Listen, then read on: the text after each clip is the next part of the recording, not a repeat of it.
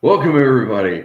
I know it's a little odd to actually have me in front of the camera instead of behind it for once. And you guys normally know that in my videos, I like to take, really good in-depth look at figures and do like all the, size comparisons and stuff like that. However, today I felt that doing a little bit of a live one here, this not tonight or this morning or whatever time it is, because really this figure right here, let me start off by saying I don't mind as a girl. Arcee as a character is awesome in a lot of her different iterations. So it's not with the character of Arcee that I have a problem. It's just how they chose to represent her in the Earthrise figure. And it kind of is, before we get into, we're not doing a normal review because this thing is crap. Okay. It's garbage. It's bad. Okay. If you're going to hunt down an Arcee, a G1 Arcee, go for the Thrilling 30 version because you're going to get a lot more for your money. You're going to get, you're just going to end up being better off with this version. And this is bad. And it's kind of indicative of what I feel that a lot of the Transformers Kingdom figures are actually going to be representing, because I'm a Beast Wars guy at heart, even though we're doing G1, that's mainly what they're selling right now. So the big thing is I've seen a lot of Kingdom photos, and Black Arachnia looks great, but then Cheetor and Rat Trap are kind of showing some of the issues that we have with what we're going to look at with Arcee, because oh my gosh, this is guys, I cannot reiterate how bad this figure is. I was so disappointed because having come off something like this, when we saw the images of Arcee, we thought it was basically just this one remolded with the ability to detach the backpack. And had we been right, that'd been great, better than this. So let's go ahead and kind of jump into this real quick. And what we're going to do is if you can see, basically we'll start off on the back. And you may start to see what the issue is with this thing. And basically, if you guessed it was a shell former, you'd be totally right. And essentially, this shell is a lot like the, if you ever have the Studio Series Blackout, it's the same thing where you're just kind of, the whole shell is very finicky in how it does things. So one of the other things is, we get weapons like this with the Generations Arcee. It's cool. She came with like 4 different things. This is the comparison of what we get with Earthrise. Just an unpainted, clear piece of plastic that, as you can see, is very much smaller. Now, one thing I also have to say is this looks very just kind of cheap and plain. And you also forgive my web camera. It's not the greatest. But, it just, I like the pseudo like Cybertronian styling of the side skirts down here. But whereas this one, it actually takes pieces of her body and reconfigures them, there's still a robot kind of draped under this, but it's parts of her body that actually form and combine with the parts of the shell to actually form a car mode that looks, like she should have from the 80s. This, I don't know. The car mode's just, the proportions of it, and plus like the open end, I guess that's what really bothers me. And the fact that my brain knows that this whole vehicle mode is essentially a lie. I'm all about good vibes on this channel. So I'm sorry that this whole review is just like, you're a piece of crap, so sorry about that. And anyway, really, like, this thing has come off super easy. The spoiler, little wind attachment, what have you. And really, it's, the funny thing is, and we'll look at it here in a minute, but the way that you get all this stuff folded up into the shell, because look at that. That's a very thin profile. So to fit a whole robot in there, there's something very specific you have to do. So let's go ahead and we'll just kind of get into the transformation, because this whole thing's, the big selling point on it was the fact that the back detaches, right? So basically there's this switch on the side right here. And basically, when you get further along, you can press that in, and it helps detach this little back section. But let's go ahead and we'll kind of see if we can. This is why I don't do transformations on camera, as it takes forever, and everybody's like, "Oh, you're supposed to do this step before it." And it's just like, guys, we're gonna get to the robot mode somehow. It just may take a minute. So anyway, like I said, I didn't want to do a full-on review of her because I don't feel it's up to Hasbro's new kind of spec quality. Okay, so we press this, and it takes that. So basically, all you do is you just fold in, because it has these little flaps to help fold out. I'll see, there the thing goes. And basically, you're left with a hoverboard that looks basically just like her back half, which is basically what it is. So we come around here, and let's see here. Fold in these bits.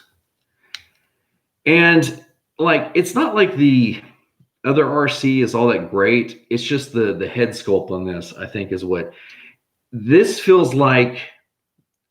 And I really don't want to take the time to transform her, but you know, if you've ever seen this one, you know what it looks like. It looks like in robot mode, her face looks like it does in the movie and in the cartoon that followed it. This girl right here, this looks like a 14-year-old. It feels like a 14-year-old robot, and it's all the sculpt. And you know, do I like the fact that her backpack is not as bulky?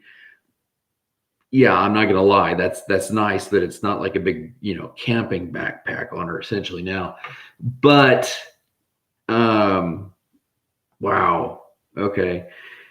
The colors, if we're gonna do something good, besides the backpack being more accurate, the colors are on point, because as much as I love the Thrilling 30, she's got like little bits of biker girl motifs, because she's got like the fingerless gloves, you know, and I mean, just like all sorts of whack stuff. However, if we go ahead and look at Arcee, that's pretty much it. That's pretty much what you're getting right there. And the robot mode, if you saw whenever I was transforming her, her hips are like this, and they're on those mushroom pegs. Well, Hasbro doesn't really have a great track record with these mushroom pegs. I mean, if it's done enough times, you know, the whole leg assembly could, or the whole bottom, you know, it can pop back on, but it's going to be popping off, is like what I'm worried about, I guess. So, I mean, and really, this core robot, I only see about 4 pegs that could be utilized with like the blast effects and everything, and that's back here on the back of her thighs, and then on the bottoms of her feet. And I'm not sure how overall, you know, how well that would tie into the pattern. And maybe Arcee's not really meant to. They just maybe these are just like obligatory, hey, let's just slap them on there so that, you know, nobody calls us out on it crap. But I mean, guys, like I said, the robot mode, it's sometimes if the face doesn't really match up, I'm sorry to come right back to that after we supposedly finished with it, but you can make the body look like it. But if the face is all off, it just throws it off. I mean, she's got the Princess Leia head bun styling going on, but it's just the fact that she looks like a 14-year-old that really disturbs me. I'm like a man in my 30s, and I'm like slightly disturbed by this. Yeah, that's kind of interesting. I mean, it's not fantastic because,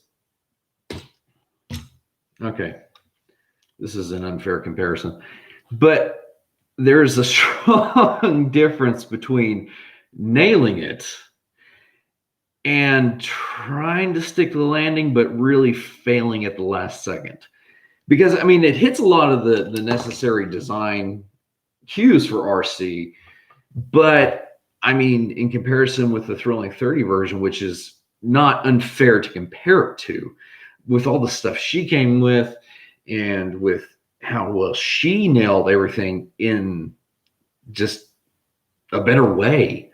I'm sorry to sound like a broken record. Again, this is why I do not do live stuff, and usually I'm behind the camera because I can review it and be like, God, I said that like 100 times. So if you get that feeling, I apologize. But yeah, wow.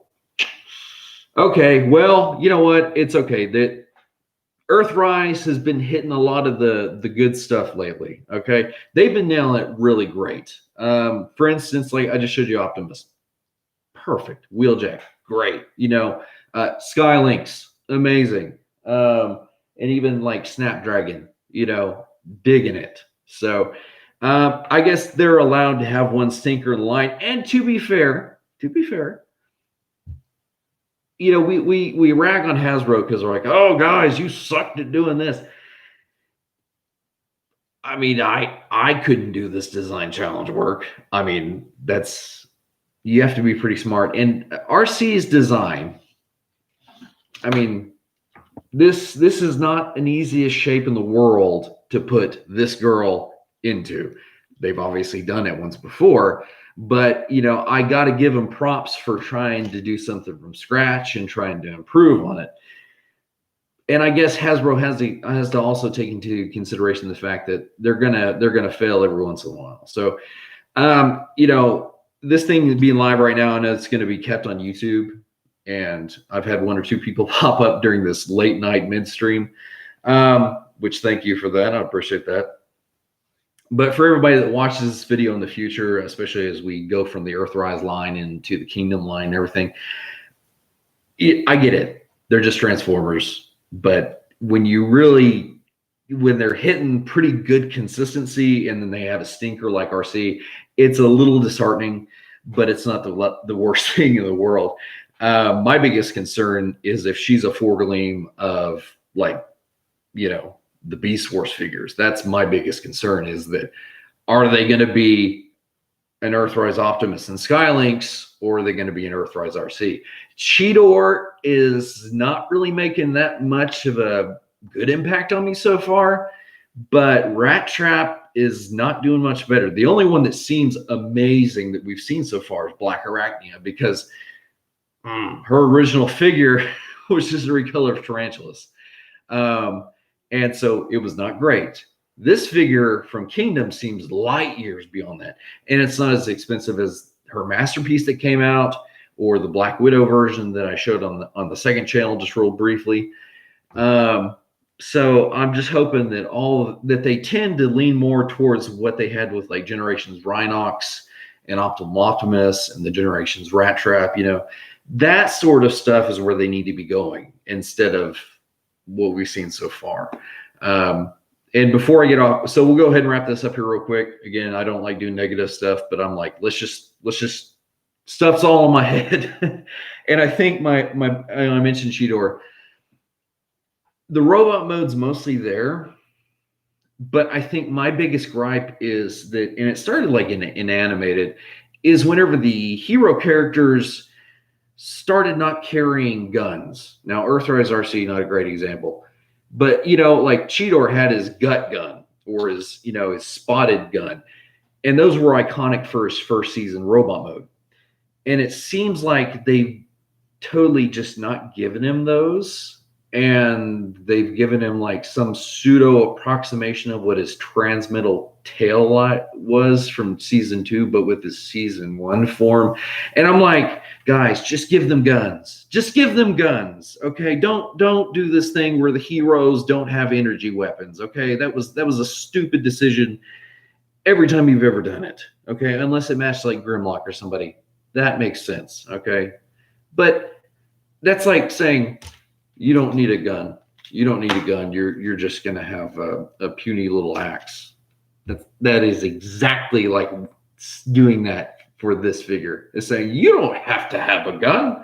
You just can have a puny little axe. That is exactly what they're doing if they decide not to give the Maximals their energy weapons. Like, you know how much people are going to be up in arms if they do another Rhinox and they don't give him his like twin chain gun saws of doom.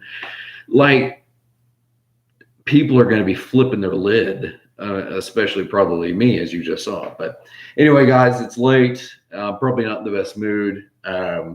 But I just wanted to. I was like, she doesn't even deserve a proper review, and I hate this negativity that I've been dropping on you, but she doesn't deserve the normal reviews that I put out. So anyway, guys, probably, hopefully, depending on which Transformer shows up, we'll probably go back to our normal, more optimistic view of things for future reviews. But I was like, you know what, Arcee is, if she's the only stinker in the line, great. Let's keep on with thinking positive, right? Especially during this time. It's something that we all need to do. But anyway, guys, I guess that'll be it for the stream. And until next time, guys, I'll see you in another review.